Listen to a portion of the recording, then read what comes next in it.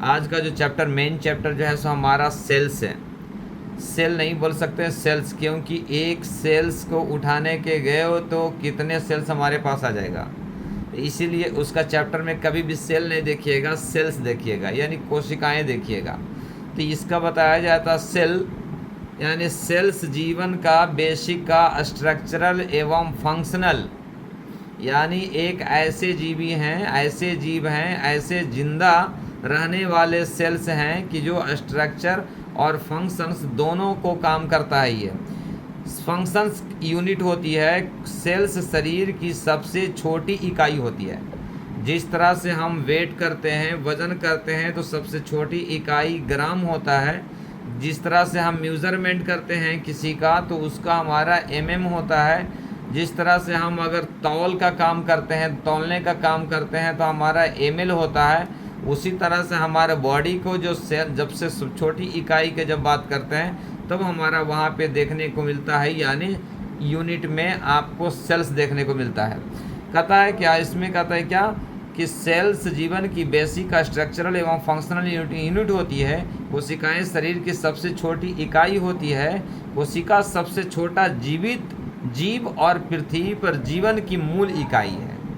इसका मतलब यह हुआ, ये सेल्स दुनिया में सबसे छोटा इकाई है जो रहने वाला जीवन है ये, ठीक है। करोड़ों कोशिकाएं मिलकर मानव शरीर का निर्माण करता है, यानी करोड़ों करोड़ सेल मिल करके हमारा इंसान का एक बॉडी बना है, ठीक है, निर्माण करता है। कोशिकाएं सेल को किसी भी जीवन का इकाई भी कह सकते हैं।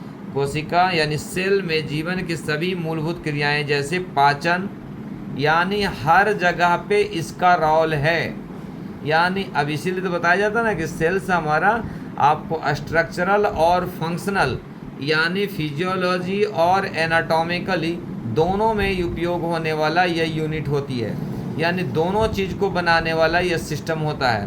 कैसा कहता, जैसे पाचन यानी डाइजेशन, ग्रोथ, रिस्पायरेशन, रिप्रोडक्शन आदि संपन्न होते हैं, यानी सभी में इसका एक रोल होता है, ठीक है। मानव शरीर में मौजूद कोशिकाओं की संख्या पुरुषों में लगभग आपको 36 लाख करोड़ सेल होता है, यानी एक ह्यूमन बींग्स में, एक बॉडी में 36 लाख करोड़ सेल्स से मिलकर के हमारा बॉडी बना है, ठीक है, होती है। जबकि महिलाओं में लगभग 28 लाख करोड़ सेलिकाएँ होती है, यानी हमारा ह्यूमन बॉडी में, यानी मेल में 36 लाख और फीमेल में 28 लाख।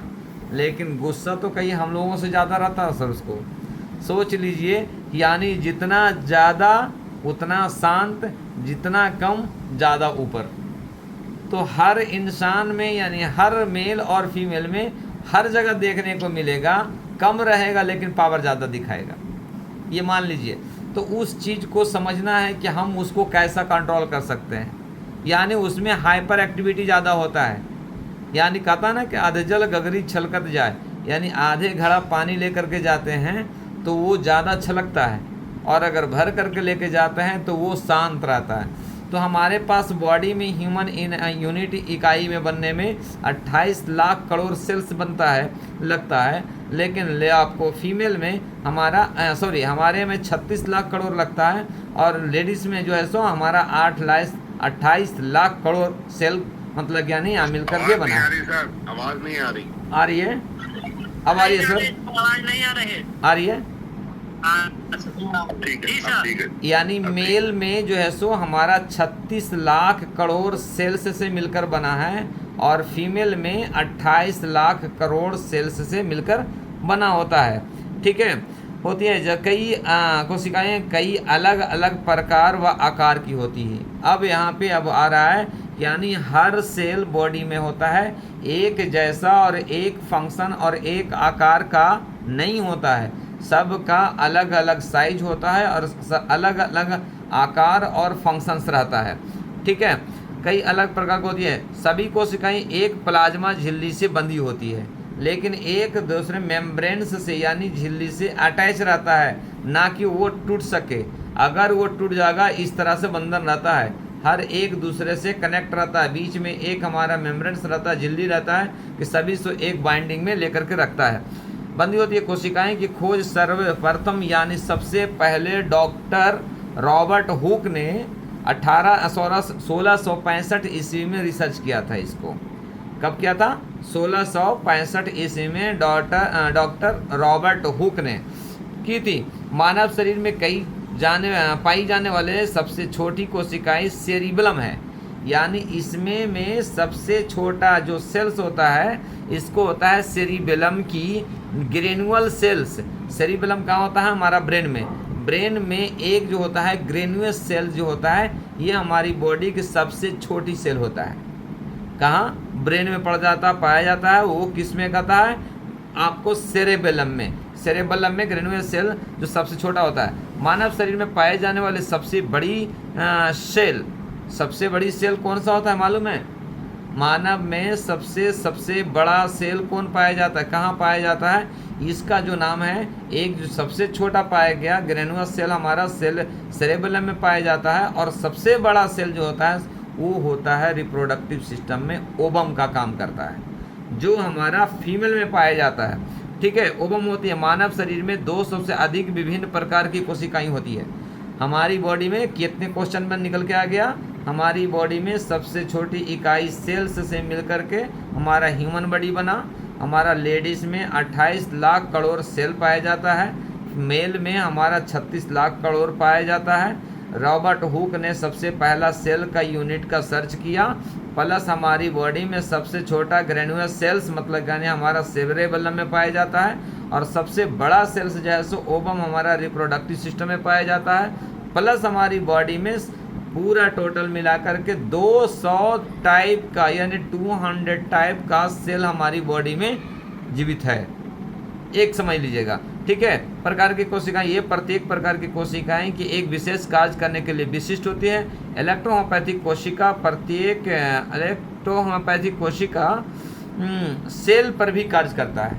कल हम बताए थे ना बेब्रिन्स जो कहाँ काम करता है? सेल्स तो बात की बात है सर, हमारा डीएनए पे भी वो काम करना शुरू कर देता है। इसीलिए कहता है ना कि जेनेटिकल कुछ मेडिसिन ऐसे हैं, कुछ ऐसे महान डॉक्टर हैं कि जो प्रेगनेंसी के इलाज करने के बाद बच्चा तो बच्चा और बच्ची मतलब क्या नहीं, वहाँ से आपको जेनाइटल ऑर्गन को भी मतलब क्या नहीं कन्वर्ट करने का चांस करता है।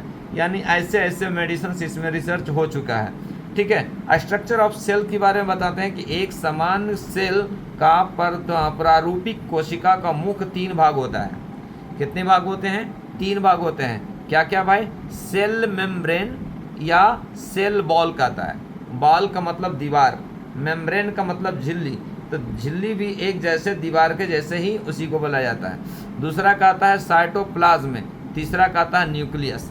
अब ये सेल्स में मतलब क्या नहीं, हमारा ये 3 पार्ट देखने को मेन मिलता है। क्या क्या भाई? सेल मेम्ब्रेन्स, साइटोप्लाज्म और न्यूक्लियस। ये इम्पोर्टेंट 3 इसमें आपका देखने को मिलेगा जब फंक्शन स्ट्रक्चर देखेंगे तो। अब देखिए कहता सेल मेम्ब्रेन्स क्या करता है, ये मैं चाह रहा हूँ कि सेल्स अगर हमारा मजबूत अगर हो जाएगा तो हमारा टिश्यू मजबूत हो जाएगा, और टिश्यू अगर मजबूत हो गया तो हमारा ऑर्गन मजबूत हो जाता, और ऑर्गन मजबूत हुआ तो हमारा क्या हो जाएगा? सिस्टम मजबूत हो जाता। अगर सिस्टम अगर हमारा स्ट्रॉन्ग चैप्टर हो जाता है तो हर तरह के बीमारी, हमारे हर तरह का डिजीज पर हम कब्जा कर सकते हैं। तो हमारा इतनी बारीकी सेल्स को पढ़ाने का मतलब यही है कि कौन सा सेल्स स्मूथ होता है, कौन सा सेल्स रफ होता है, कौन सा सेल्स के ऊपर सेल्स कौन सा अटैच रहता है, जिसको न्यूट्रिशन ज़्यादा होना चाहिए, किसी का फ्लूइड ज़्यादा होना चाहिए, कोई लिक्विड बेस में है, कोई सॉलिड बेस में है। तो यानी हर सेल के रिलेटेड से कौन सा मेडिसिन हमारा इम्पोर्टेंट वर्क करेगा कि जो हम आसानी से डिजीज पर हम कवर कर सकते हैं। तो अब चलते हैं कि यानी हमारा सेल मेम्ब्रेन या सेल वॉल, यानी मेम्ब्रेन यानी सेल के दीवार को कैसा स्ट्रक्चर किया गया है और उसका काम क्या होता है। कहता है इसे प्लाज्मा मेम्ब्रेन भी कहते हैं। प्लाज्मा का मतलब कि एक लिक्विड और मेम्ब्रेन का मतलब झिल्ली, यानी एक लिक्विड बेस में, यानी दीवार तो जैसा टाइट होता है, लेकिन जब लेयर में देखेंगे मसल्स को जब कट करेंगे तो एक लेयर दिखेगा, तो उसमें आप देखिएगा बीच बीच में डिवाइडेशन दिया हुआ रहेगा। एक बारीक में एक ऐसा कपड़े के लेयर कैसा रहता है कि जो हर जगह से मतलब यानी अलग अलग डिवाइडेशन से रहता है ना, उस तरह से कहता है। इसे प्लाज्मा मेम्ब्रेन भी कहा जाता है। यह एक पतली झिल्ली होती है जो सेल की सबसे बाहरी परत पर होती है, यानी सेल का सबसे बाहरी परत को हम मेम्ब्रेन कहते हैं, है ना। हमारा घर को दूसरे घर से ज्वाइंट करने के लिए यानी अलग करने के लिए हमारा क्या होता है, एक दीवार की बेसिकली आपको डिवाइडेशंस रहता है ताकि उधर का पर्सन्स उधर है, इधर का पर्सन्स इधर। तो उसी तरह से हमारा मेम्ब्रेन्स में भी मतलब वो रहता है कि वो सेल इसमें अटैच ना हो।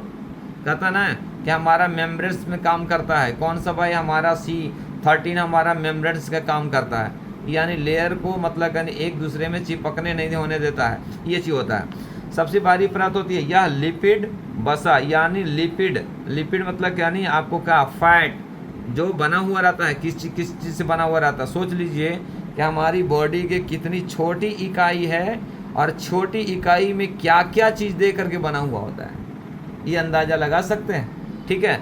उसमें देखिए लिपिड वसा यानी फैट वसा प्रोटीन कार्बोहाइड्रेट और न्यूक्लिक एसिड से बनी होती है। क्या क्या चीज़ बना हुआ होता है, लिपिड कौन सा, लिपिड प्रोफाइल में जो फैट होता है ना, बोलता है ना कि चर्बी।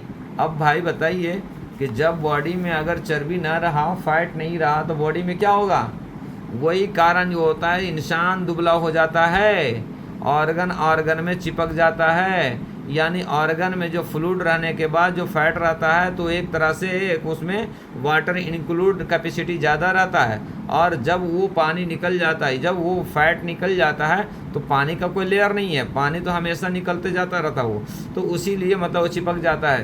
तो जब कोई इंसान जब दुबला होता है तो इसीलिए लिपिड प्रोफाइल का जाँच कराता है, तो देखते हैं कि उसका गुड कोलेस्ट्रॉल क्या है, गुड फैट क्या है, बॉडी मास क्या है। जब देखते हैं कि इसका बॉडी में फैट कम है, तो जब फैट कम रहेगा तो मोटा होने के लिए हम देते हैं, क्या देते हैं, ओबेसिट्रॉन का D4 देते हैं। जब ओबेसिट्रॉन का D4 देते हैं तो H2 C2 C10 F1 L1 वर1 by B है, तो इसमें क्या करता है, बाई बी यानी रिलैक्स भी करता है और ब्लड का सर्कुलेशन को भी कवर करता है। तो उस कंडीशंस में क्या होता है, वो चीज़ आपको ये एक दूसरे से फ्लूइड को पैदा करना शुरू कर देता है, यानी बनाना शुरू कर देता है, और जिसके कारण से फैट पैदा होता है। तो हमारा मेम्ब्रेन्स एक दूसरे से चिपकने जो लेयर रहता है उसको दूर करता है, जिसके कारण से हमारा बॉडी गेन होना शुरू हो जाता है और बॉडी वेट बढ़ना शुरू हो जाता है। कहता है उसमें क्या क्या होता है, बनी होती है। इसकी उत्पत्ति कोशिका यानी साइटोप्लाज्म से होता है। किसका ये बनता है, किसमें, साइटोप्लाज्म से बनता है। यह सभी सेल को यांत्रिक सहारा मैकेनिकल सपोर्ट, ये क्या कह रहा है, सेल्स को यांत्रिक सहारा यानी एक दूसरे से यानी डिपेंडेंट बनाता, सपोर्टिंग का काम करता है आपको, ठीक है, प्रदान करती है। यह कोशिका सेल का एक निश्चित आकार बनाए रखने में सहायता करती है। क्या कहता है, ये हमारा सेल मेम्ब्रेन एक तरह से लेयर में चिपका हुआ रहता है, और कहता है कि तुम ना तो छोटा हो सकते हो ना तुम बड़ा हो सकते हो, यानी उसका जो लेयर में रहता है वही लेयर में बना करके रखने का काम करता है। ये कौन सा हमारा, ये मेम्ब्रेन्स, सेल्स मेम्ब्रेन्स, ठीक है, उसके आसपास के वातावरण से बचाने का कार्य करता है। अब क्या कहता है, यानी एक लेयर जो है, एक लेयर सोच लिए कितना काम करता है, यानी वो झटका यानी दूसरे के नुकसान जब देता है कोई तो उस झटका से संभालता हो। एक लेयर कहता है ना कि पानी के टब में अगर ऊपर पानी में अगर कपड़ा अगर दे दिया जाता है और पानी को लेके जाया जाता है तो पानी नहीं उछलता है, उतने पे अस्थिर हो जाता है, यानी एक समतल यानी सतह में एक लेयर पे कंट्रोल कर लेता है। तो उसी तरह से हमारी बॉडी में भी ये मेम्ब्रेन्स इतना बड़ा काम करता है कि जो हर बीमारी से यानी हर झटके से, हर नुकसान से उसको बचाता है। आपस में वातावरण से बचाने का कार्य करते हैं। यह लिपिड, पानी, ऑक्सीजन, ये लिक्विड यानी पानी यानी वाटर, ऑक्सीजन और ग्लूकोज के अंदर प्रवेश करना या बाहर निकलने से रोकने का कार्य करता है। ये क्या करता है भाई, मेम्ब्रेन, यानी हर नुकसान से वो बचाता है। अगर कहते कि हमारी बॉडी में सेल्स के जो बाहरी परत है, जो सेल्स मेम्ब्रेन्स है, उसका काम क्या है, ये सब पूरा जो चैप्टर है ना, नीट क्वेश्चन का चैप्टर है ये, तो इसमें ये बताता है कि वो सेल मेम्ब्रेन्स जो होता है लिक्विड है यानी लिपिड से बना हुआ रहता है, फैट से बना हुआ रहता है ना, ठीक है, कार्बोहाइड्रेट और न्यूक्लिक एसिड से बना रहता है कि जो बाहर से ग्लूकोज और प्रोटीन या किसी भी चीज़ को आने और जाने से रोकता है वो, यानी अपने लेवल में उसको सतह को बना करके रखने का काम करता है। ठीक है, उस वक्त का बाहर क्या आता है, अंदर और बाहर से जाने से रोकता है, उस पर नियंत्रण रखने का कार्य करता है। यह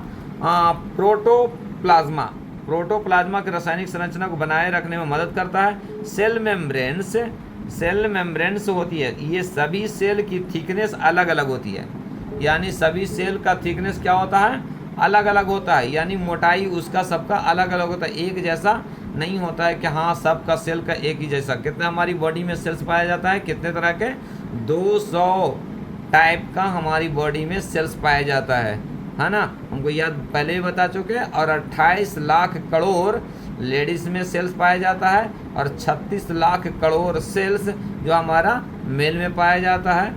1665 ईस्वी में इसका सेल्स का आविष्कार हुआ था, डिस्कवर्ड किया था कौन, डॉक्टर रॉबर्ट हुक ने। ये सब पूरे चीज़ को याद रखना बहुत ज़रूरी है मेडिकल साइंस में। ठीक है, अब कहा था उसके बाद सभी सेल्स को थिकनेस अलग अलग होती है। सेल्स मेम्ब्रेन में 3 लेयर पाया जाता है भैया लोसो, और पहले हमारा 3 कंडीशंस मिला, 3 तरह का सेल्स मिला, अब सेल्स में एक मेम्ब्रेन मिला।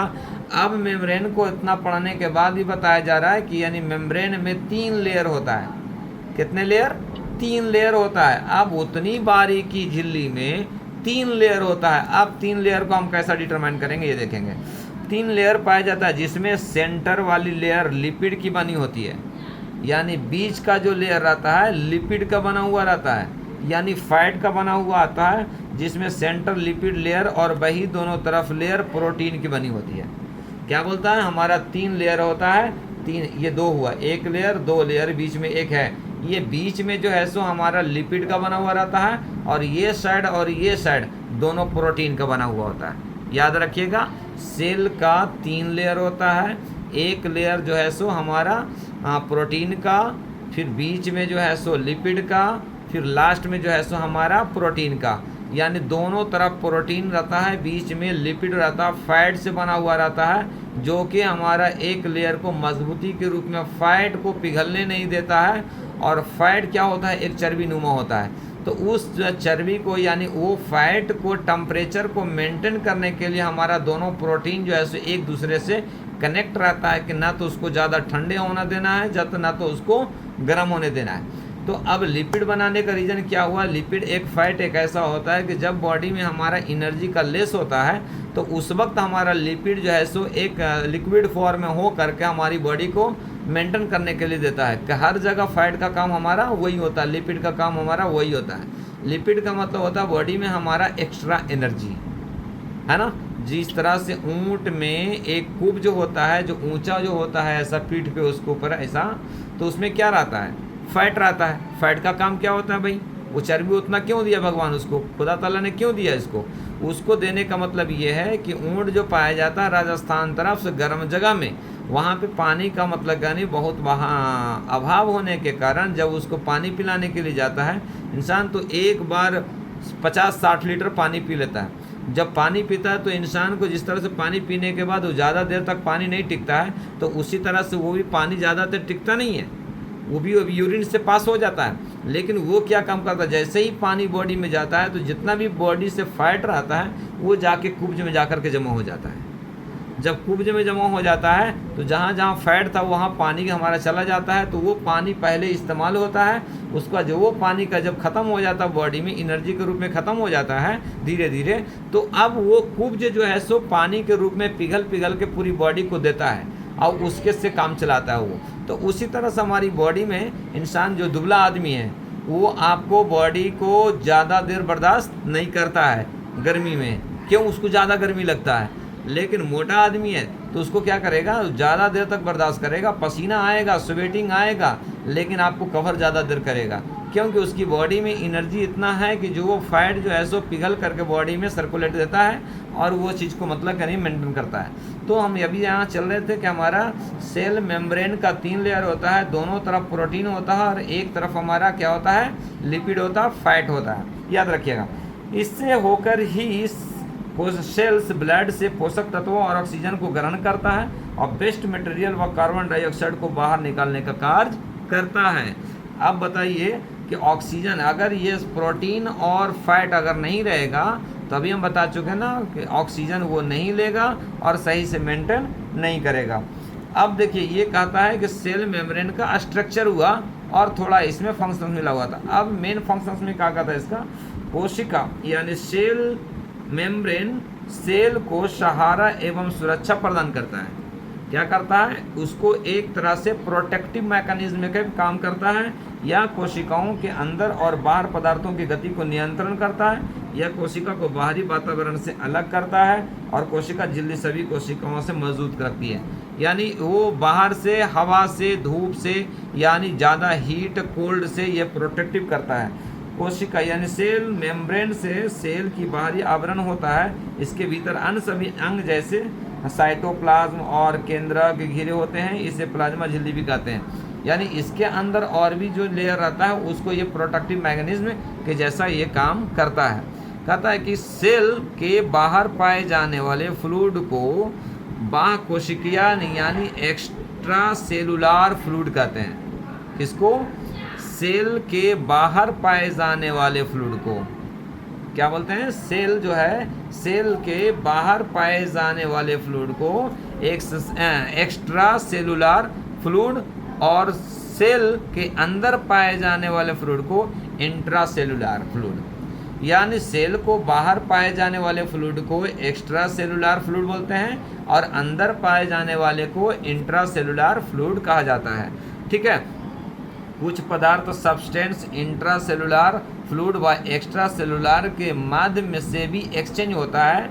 इसे प्रोसेस द्वारा कोशिका सेल ब्लड को पोषक तत्वों को ऑक्सीजन को ग्रहण करता है और वेस्ट मटेरियल कार्बन डाइऑक्साइड और बाहर निकालने का कार्य करता है। अब ये दो लेयर हो गया हमारा, एक्स्ट्रा सेलुलार और इंट्रा सेलुलार को बीच में दोनों में कंबाइन होकर के हमारा वेस्ट मटेरियल को बाहर निकालता है और ऑक्सीजन को प्रोसेसेस को मतलब यानी मेंटेन करता है। ये हो गया आपका क्या हो गया, सेल मेम्ब्रेन्स का कार्य। पहला बताया सेल मेम्ब्रेन्स का स्ट्रक्चर, उसका कितना लेयर होता है, क्या करता है, इसका मेन एक्टिविटी क्या रहता है। अब चलते हैं हम इसमें साइटोप्लाज्म में। साइटोप्लाज्म में क्या होता है भाई, सेल में सेल झिल्ली को यानी सेल में सेल मेम्ब्रेन के अंदर केंद्रक को छोड़कर संपूर्ण पदार्थों को कोशिका साइटोप्लाज्म कहता है। यानी न्यूक्लियस और सेल के बीच में जो होता है आपको, उसमें आपको जो एक लेयर पाया जाता है उसको बोलते हैं हम, क्या बोलते हैं, साइटोप्लाज्म बोलते हैं। कहता है ये सभी कोशिका में पाया जाता है, या कोशिका द्रव साइटोप्लाज्म कोशिका के अंदर पाए जाने वाला तरल द्रव कोशिका द्रव यानी साइटोप्लाज्म कहलाता है। यह 80% वाटर का बना होता है। अब सोच ली कि हमारा बोलते हैं ना बॉडी में 75% हमारी बॉडी जो है सो कैसे बना हुआ है, वाटर से बना हुआ है। तो हमारा ये पूरा जो साइटोप्लाज्म जो है सो पूरा जो है सो 80% वाटर से बना हुआ है। ये कहीं पे क्वेश्चन आता है कि हमारा साइटोप्लाज्म में वाटर का कितना परसेंट रहता है, तो ये बोलता है कि हमारा 80% जो है सो ये साइटोप्लाज्म जो है सो हमारा वाटर से मिलकर के बना हुआ होता है। कहता है यह एक चिपचिपा रंगहीन सामंगिन तरल क्लोराइड अर्ध पदार्थ होता है। ये क्या कहता है कि कहते हैं ना मेम्ब्रेन्स का काम क्या है कि एक लेयर रहता है कि जो एक दूसरे से चिपकने नहीं देता है। तो कब नहीं चिपकेगा, अगर रफ रहेगा तो वो चिपक जाएगा। ठीक है, तो वो जो रहता है सो आपको एक चिपचिपा जैसा रहता है, लिक्विड एक ऐसा निकलता है कि वो स्लिप करता है। इसके कारण से एक सेल से दूसरे सेल में, एक लेयर से दूसरे सेल में उसको आपको चिपकने नहीं देता है। ठीक है, उसके कहता है यह कोशिका की समस्त मूलभूत जीवन क्रियाओं में जैसा ग्रोथ, श्वसन, गतिशीलता, रिस्पिरेटरी, मोटिलिटी, डाइजेशन प्रोसेस को मेंटेन करता है। क्या करता है ये, ग्रोथ। अभी मैं तो बताया ना कि मैं कोई इंसान अगर दुबला पतला है, अगर उसको हम लिपिड का लेयर नहीं रहेगा, फैट नहीं रहेगा तो हमारा वो चिपक जाएगा। तो फैट रहेगा तो क्या करेगा, उसको बढ़ा के रखेगा और ग्रोथ करेगा, यानी बढ़ाने का काम करता है। साइटोप्लाज्म इम्पोर्टेंट होता है फॉर द ग्रोथ, और क्या होता है, डाइजेशन प्रोसेस और रिस्पिरेटरी मोटिलिटी। रेस्पिरेटरी मोटिलिटी और डाइजेशन और ग्रोथ, तीनों का मतलब क्या हुआ, इसका कोई एक बॉन्डिंग नहीं रहता। अगर ऐसा है तो ऐसा नहीं रहेगा। इसका काम है मूवमेंटल होते रहना, यानी इस तरह से चलते रहना। जैसा डाइजेशन में क्या है, हमारा लार्ज इंटेस्टाइन स्मॉल इंटेस्टाइन का प्रोस्टाल्टिक मूवमेंट होते चला जाता है। डाइजेशन का क्या है, ये हो गया। रिस्पिरेटरी का क्या है, हम जब बोल रहे हैं तो हमारा लंग्स में जो ऑक्सीजन जो जा रहा है, तो जितना जा रहा है उतना निकल रहा है, तो वो बार बार जो साइकिल हो रहा है वो रिस्पिरेशन से एक्सपिरेशन से रिस्पिरेशन से, यानी बाहर निकलना और लेना, ये होता है। प्लस ग्रोथ का मतलब यानी अगर ग्रोथ का अगर सेल्स में अगर ऐसा कंडीशन से नहीं रहता तो हमारी बॉडी जो इतना बड़ा जो ओवम बना था तो वो ओवम ही रह जाता। ओवम से हमारा फिर फीटस और फीटस से मतलब क्या नहीं है इन्फेंट से चाइल्ड से मतलब एडल्ट से फिर ओल्ड एज में नहीं जाता। तो इसके कारण से साइटोप्लाज्म के कारण ही हमारा जो है सो वो ग्रोथ होता है और रिस्पिरेटरी कहीं पे भी। अब यहाँ पे ये बात आता है कि इसका मतलब ये हुआ कि जब साइटोप्लाज्म अगर बॉडी में डिस्टर्ब होता है तो हमारा उसकी ग्रोथ रुक जाएगा और प्लस बेटा पानी ग्लास लाना, और साइटोप्लाज्म में रुकने के कारण यानी डीएक्टिव होने के कारण, सही नहीं रहने के कारण ग्रोथ रुक जाएगा, इनहेलेशन प्रॉब्लम हो जाएगा, डाइजेशन प्रॉब्लम हो जाएगा, रिस्पिरेटरी प्रॉब्लम हो जाएगा, या और ये कंडीशन उसमें आपको देखने के मिलता है। ठीक है, कहता है उसके बाद रिस्पिरेटरी मोटिलिटी। रिस्पिरेटरी मोटिलिटी का मतलब क्या है, मूवमेंट होना। ठीक है, पाचन क्रिया डाइजेशन प्रोसेस होता है। इमिसेशन मतलब उपापचय यानी डाइजेशन। मेटाबॉलिज्म एक्टिविटी और रिप्रोडक्शन को कराने का कार्य करता है। रिप्रोडक्शन का मतलब यानी एक जनन दूसरे जनन को देना, उसी को बोलते हैं रिप्रोडक्शन, है ना। कहता प्रोडक्शन, तो रिप्रोडक्शन की यानी रिप्रोडक्शन यानी सेम जैसा था उसी तरह से प्रोडक्शन करना, उसी को प्रोडक्शन करना। प्रोडक्शन से मतलब बनाना। क्या बनाएंगे, कोई छोटा कोई बड़ा कोई ऊंचा कोई नीचा बना सकता है, लेकिन रिप्रोडक्शन का मतलब क्या हुआ, कहता रीप्रिंट करो। रीप्रिंट का मतलब क्या हुआ, जो प्रिंट था उसी को फिर से निकाल के दियो, उसको बोलता है रीप्रिंट। तो उसी तरह से हमारी बॉडी में भी रिप्रोडक्शन से होता है। तो हमारा ये किसका काम रहता है, ये हमारा साइटोप्लाज्म मेम्ब्रेन्स का काम करता है। ठीक है, अब क्या कहता है, इसको रिप्रोडक्शन को कराने का कार्य करता है। यह रासायनिक क्रिया बहुत तेज गति से होती है। ये रिप्रोडक्शन का कार्य हमारी बॉडी में बहुत तेज गति से होती है। तो बोले कैसा सर, एक माँ बच्चे को जन्म देने के लिए 9 महीना लगाती है, तो बहुत देर होता है। बोले सर अब देख लीजिए हमारा सबसे छोटा इकाई क्या दिया था सबसे पहले हमारी बॉडी में, ओवम में। फिर ओवम से अब काउंट कीजिए कि एक बच्चा को पैदा होने में कितना सेल्स बना, कितने सेल्स बनने के बाद वो हमारा एक बच्चा तैयार हुआ। सोच लीजिए कि एक फीमेल में 28 लाख करोड़ सेल्स होता है, तो बच्चा में भी तो उसी तरह से सेल्स रहेगा। तो सोच लीजिए कि 9 महीना में इतना रिप्रोडक्ट कराइए 9 महीना में, सोच लीजिए। तो उसके हिसाब से हमारा ये साइटोप्लाज्म के थ्रू से ये आपको बहुत ज़्यादा फास्ट काम करने वाला चीज़ होता है आपको। ठीक है, क्या बोल यहीं पे चिल्लाना है,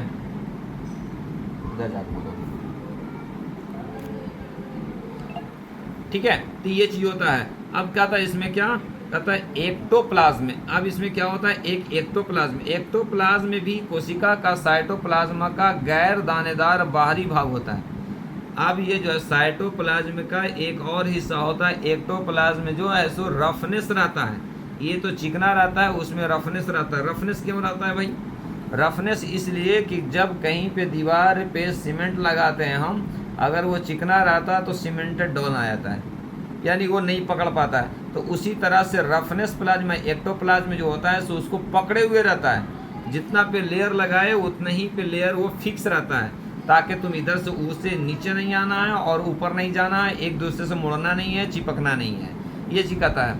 अतः साइटोप्लाज्म में गैर दानेदार बाहरी भाग होती है। यह साइटोप्लाज्म की बाहरी दीवार सेल मेम्ब्रेन्स के आसपास या बिल्कुल नीचे होती है, या नीचे से यानी वो पकड़े हुए रहता है।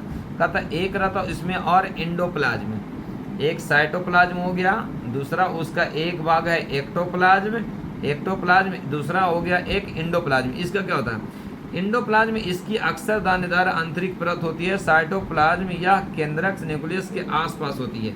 ये न्यूक्लियस के आसपास ये घूमते रहता है उसको सुरक्षा करने के लिए आपको। तो कहता है साइटोप्लाज्म में कुछ पदार्थ आजीवित नॉन लिविंग भी होते हैं। अब देखिए इसमें आता है कि हम अभी पूरी जो पढ़ रहे थे लिविंग थिंग के बारे में पढ़ रहे थे, लेकिन कुछ ऐसे इसमें पाए जाते हैं कि जो नॉन लिविंग रहता है। किसमें भाई? साइटोप्लाज्म में कुछ पदार्थ आजीवित नॉन लिविंग होते हैं जिन्हें निर्जीव द्रव्य साइटोप्लाज्मिक इंक्लूजन कहते हैं। वही साइटोप्लाज्म में सक्रिय रचनाएं भी होती है जिन्हें सक्रिय अंगक साइटोप्लाज्मिक ऑर्गेनेल सेल्स कहते हैं। ये सभी सेल्स कोशिकाओं में पाई जाती है जो निम्नलिखित होती है। अब इसमें आपका इसका जो डिटेल अगर करेगा तो इसमें कहता है मेम्ब्रेन्स ऑर्गेन सेल्स, दूसरा कहता है एंडोप्लाज्मिक रेक्टम, ये अब उसका एक लेयर होता है। तो यानी ये चीज़ इतना बताने का मतलब ये हुआ कि हमारी बॉडी के स्ट्रक्चर कैसा कैसा होता है। तो जब एक स्ट्रक्चर के बीच में इतनी क्वांटिटी होती है तो हमारी मेडिसिन्स भी उसी तरह से क्वांटिटी में देना है। कैसा भाई? अब किसी भी चीज़ को हम फंक्शनल और स्ट्रक्चरल को देख रहे हैं तो हम दो ही बात में ख़त्म कर देते हैं। क्या भाई? एक स्ट्रक्चरल प्रॉब्लम है, एक फंक्शनल प्रॉब्लम है। तो अब स्ट्रक्चरल और फंक्शनल में देख लीजिए स्ट्रक्चरल के लिए क्या चाहिए और फंक्शनल के लिए क्या चाहिए। जब स्ट्रक्चरल की बात आता है तो हम उसमें क्या देते हैं? स्ट्रक्चर के लिए कौन सा मेडिसिन है? C group. तो सी ग्रुप में कहीं पे भी टूट फूट अगर हुआ है तो क्या सिर्फ हमारा सेल ही डैमेज हुआ है? क्या हमारा सेल को ही रिकवरी सी ग्रुप को देने से मेडिसिन से कवर हो जाएगा? ये चीज़ को समझना है। अब देखिए उसमें क्या क्या नहीं किया हो। हमारे एक कहीं पे अगर पंच लगाया तो हमारा जो सेल्स डैमेज हुआ तो सेल्स के बाहर में क्या है? हमारा मेम्ब्रेन है, मेम्ब्रेन डैमेज हुआ। जब मेम्ब्रेन डैमेज हुआ तो मेम्ब्रेन में क्या क्या दिखा मिले को? तो उसमें आपको प्रोटीन और लिपिड मिला, वाटर का कंटेंट मिला। अब वो चीज़ को कहा है भाई, तो अंदर में वाटर कंटेंट और लिक्विड क्या है? ब्लड है। अब ब्लड वहाँ पे जो इसको जमा हुआ है तो वो चीज़ को बाहर निकालना या अंदर निकालना यह हमारा काम है। या कहीं पे रफनेस हो गया तो उसको स्मूथ करना काम है, या कहीं पे स्मूथ ज़्यादा हो गया उसको रफनेस करना काम है। तो अब उसी चीज़ को हम देखते हैं हमारा C group, A group, L group, वेन ग्रुप, जी ग्रुप क्या करता है? यही काम करता है। जी ग्रुप का मतलब हीलिंग करता है। हीलिंग का मतलब कब होगा? हीलिंग का मतलब होता है रफनेस लाना। रफनेस का मतलब क्या हुआ? कहीं पे भी सेल्स ज़्यादा डैमेज हो गया है और बिल्कुल बराबर गड्ढे में है तो कैसा वो हीलिंग होगा? वो सेल्स जब देखिएगा कभी भी आप अगर अभी निवास जी का अपने पास जो ड्रेसिंग जो चल रहा है देखिएगा संजय जी, तो उसमें देखिएगा कि रफनेस देखने को मिलेगा। स्मूथ नीचे जो फर्स्ट जो लेयर नेचुरल जो आपको स्किन आ रहा है उस जख्म में देखिएगा कि जहाँ नेचुरल आ रहा है वहाँ पे स्मूथ आ गया है, लेकिन जहाँ पे नेचुरल स्किन अभी नहीं आया है उस एरिया में आपको रफनेस मिलेगा। तभी तो हम क्या दिए हैं भाई? A2C5N1BEGE इससे स्प्रे कर रहे हैं। जो उसका कैपिलरी ब्लास्ट था जो हर पट्टी में उसको ब्लीडिंग का फोर्सली रहता था, जब A2C5N1GE दिए थे तो वो फोर्सली ख़त्म हो गया। वो ब्लड का कैपिलरी लॉक हो गया, और लॉक हो गया तो जितना भी जो ब्लड निकल रहा था वो रुक गया, और रुकने के कारण जैसे रफनेस वहाँ पे आ गया। और रफनेस का मतलब क्या हुआ? न्यू सेल्स ग्रोथ होना शुरू हो गया। किसी तरह से साइटोप्लाज्म के थ्रू से उसका लेयर बनना शुरू हो गया, लिक्विड बनना शुरू हो गया, कोलेस्ट्रॉल का जो प्रोटीन फैट्स था वो वहाँ पे कवर होना शुरू हो गया। अब समझ लीजिए कि इसी तरह से हमारा वहाँ पे हर चीज़ को चाहिए कि एक जगह पे डैमेज हो गया तो हम पूरी सेल्स के तरह से देखेंगे कि अगर ये डैमेज हुआ तो इसमें क्या क्या डैमेज हुआ। ऐसा नहीं कि खाली सेल्स डैमेज हुआ है, अरे कट गया हीलिंग करने के लिए दे दो, C5G दे दो। भाई C5G से सिर्फ C5G पे सेल्स को ग्रोथ कराएगा, ना तो वहाँ पे प्रोटीन पैदा करेगा और ना तो वहाँ पे हमारा लिपिड पैदा करेगा और ना हमारा वाटर को कंटेन करेगा।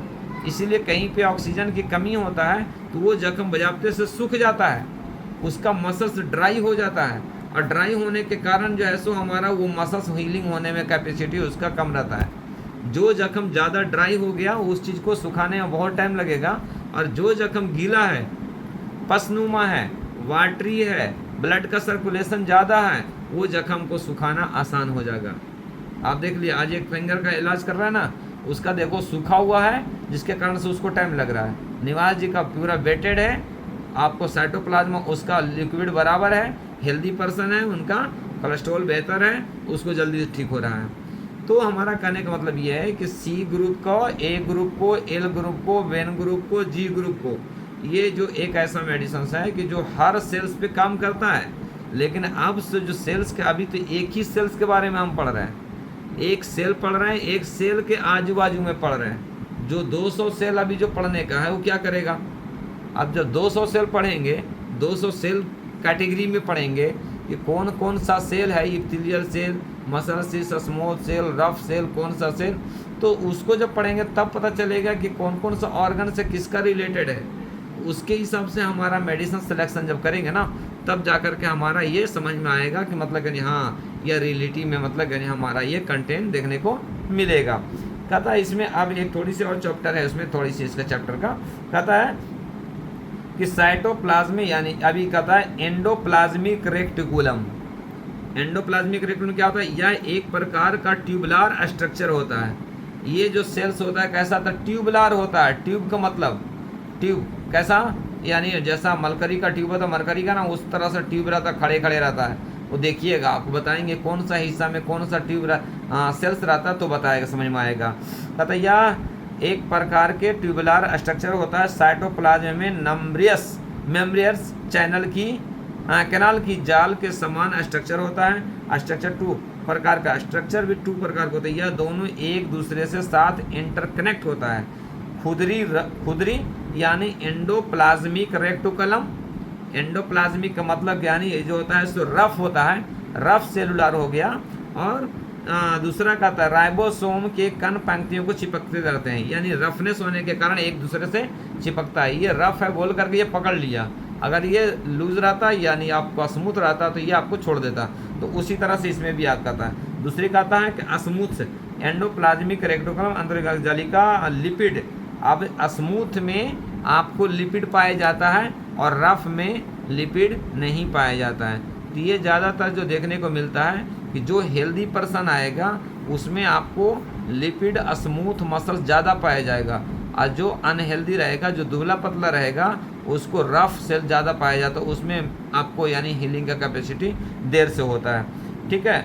चिकनी सतह वाली एंडोप्लाज्मिक रेक्टिकुलम जालिका में लिपिड व स्टेरॉयड हार्मोन का निर्माण होता है।